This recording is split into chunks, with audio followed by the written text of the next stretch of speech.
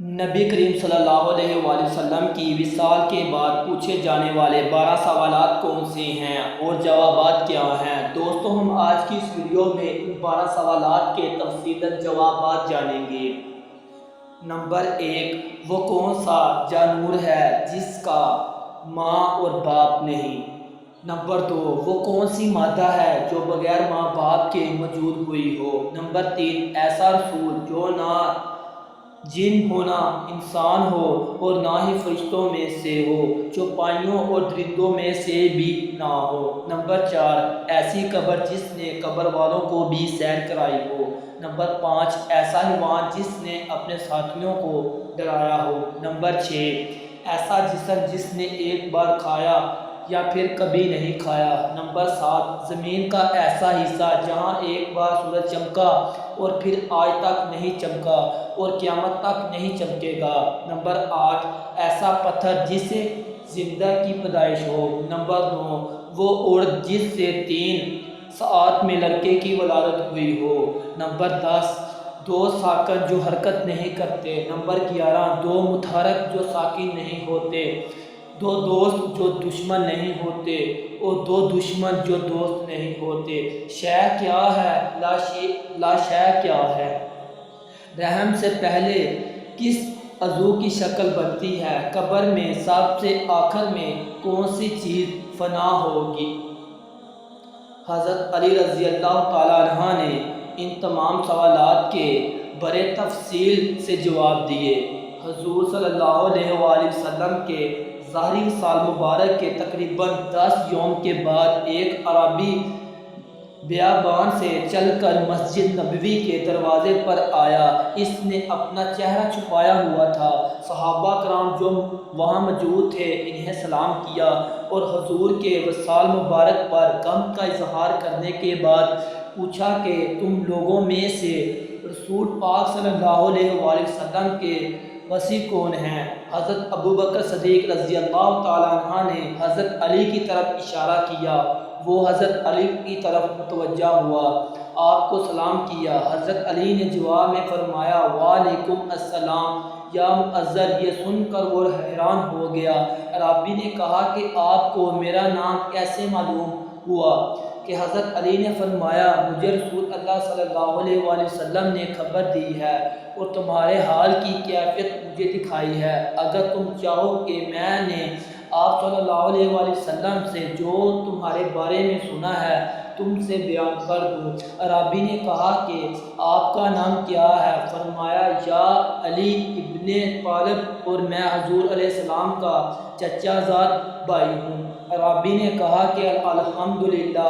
حضرت علی نے فرمایا، تم عرب کے ایک مرد ہو، تمہارا نام معذر ہے اور تم اپنی قوم کو حضور کریم صلی اللہ علیہ وآلہ وسلم کے بارے میں خبر دی تھی اور حضور پاک صلی اللہ علیہ وسلم کے اوصاف جمیل میں تم نے اپنی قوم کو یہ کہا تھا، تہامہ میں ایک آدمی کھڑا ہوگا جس کے رخسار چاند سے زیادہ منور، گفتگو شہد سے زیادہ میٹھی، اور جو شخص اس کی پیروی کرے گا وہ نجات حاصل کرے گا، مسکینوں اور یتیموں کا والی ہوگا، کھچر پر سوار ہوگا، اپنے جوتے خود پیوند لگائے گا، شراب نوشی اور زنا کو حرام قرار دے گا، ناحق قتل اور سود سے منع کرے گا، وہ آخری نبی ہوگا، نماز 5 گانا ادا کریں گے، رمضان کے روزے رکھیں گے، حج بیت اللہ کریں گے۔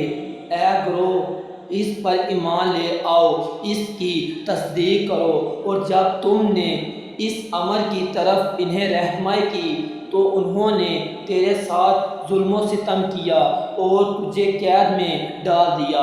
پھر جب حضور صلی اللہ علیہ وآلہ وسلم کا وصال ہو گیا، تیری قوم کو سیلاب سے ہلاک کر دیا گیا اور تجھے قید خانے سے خلاصی حاصل ہو گئی۔ اس کے بعد تیرے کانوں میں غیب سے آواز آ پہنچی کہ اے معذر، بلا شبہ محمد صلی اللہ علیہ وآلہ وسلم کا وصال ہو گیا ہے، اور تو ان کے صحابہ کرام میں سے مدینہ کی طرف جا، ان کے روضے انور کی زیارت کر اور اس طرح کو منازل طے کر کے اب یہاں آ پہنچا ہے۔ عربی نے یہ ساری باتیں سنی تو اس کی آنکھوں سے آنسو جاری ہو گئے اور کہا کہ اے علی، آپ کو اس واقعے کی خبر کیسے ہوئی؟ حضرت علی نے فرمایا، مجھے حضور پاک صلی اللہ علیہ وآلہ وسلم نے خبر دی ہے اور فرمایا کہ میرے وصال کے بعد مضر میری قبر پر آئے گا، تم جب اسے ملو گے تو میرا سلام پہنچا دینا۔ مضر نے جب حضور صلی اللہ علیہ وآلہ وسلم کے سلام کی خوشخبری سنی تو خوشی سے آگے بڑھ کر حضرت علی رضی اللہ تعالیٰ عنہ کے سر کا بوسہ دیا۔ اس کے بعد اس نے حضرت علی رضی اللہ تعالیٰ عنہ سے کہا، میں نے آپ سے کچھ سوالات کرنے ہیں، آپ مجھے ان سوالات کے جواب دیں گے؟ حضرت علی رضی اللہ تعالیٰ عنہ نے فرمایا کہ تم سوال کرو۔ چنانچہ مؤذر نے حضرت علی رضی اللہ تعالیٰ عنہ سے یہ سوال کیے جو میں نے آپ کو شروع میں سوال کا ذکر کیا ہے۔ آپ نے فرمایا کہ جس نر کے بارے میں تم نے سوال کیا ہے، جس کے ماں باپ نہیں، وہ حضرت آدم علیہ السلام ہیں۔ وہ مادہ جو بغیر ماں کے پیدا ہوئی وہ حضرت حوا ہے، اور وہ نر جن کی ولادت بغیر باپ کے ہوئی وہ حضرت عیسیٰ علیہ السلام ہے، اور وہ رسول جو جنات، انسان اور فرشتوں میں سے نہیں تھا، وہ کوا تھا جسے اللہ تعالیٰ نے قبیل کی تعلیم کے لیے بھیجا تھا، اور وہ قبر جس نے صاحب قبر کو اپنے ساتھ سیر کروائی تھی وہ مچھلی تھی۔ حضرت یونس علیہ السلام کو اپنے پیٹ میں 3 دن تک رکھا اور سمندر کے اطراف و جانب پھرتی رہی، اور وہ حیوان جس نے اپنے ساتھیوں کو ڈرایا تھا وہ چیونٹی تھی جو خوراک کی تلاش کے لیے باہر نکلی تھی۔ دوسری چیونٹیاں ایک ستون پر چری تھیں۔ حضرت سلیمان علیہ السلام کا لشکر سر پر تھا۔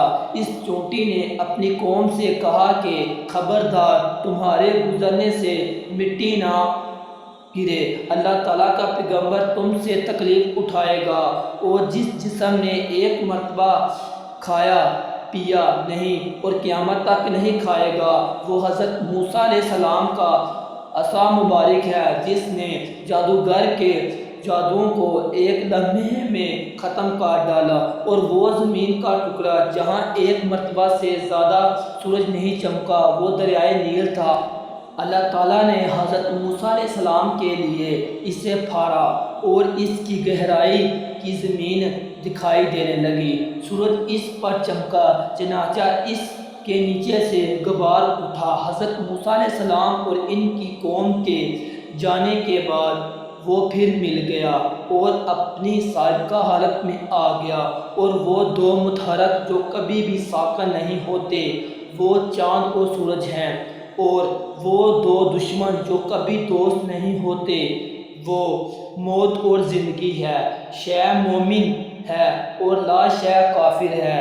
رحم میں سب سے پہلے جس عضو کی شکل بنتی ہے وہ شہادت کی انگلی ہے، اور وہ عورت جس نے 3 ساعت میں بچہ جنم دیا حضرت مریم علیہ السلام تھی کہ 3 ساعت میں ان سے حضرت عیسیٰ علیہ السلام کی ولادت ہوئی۔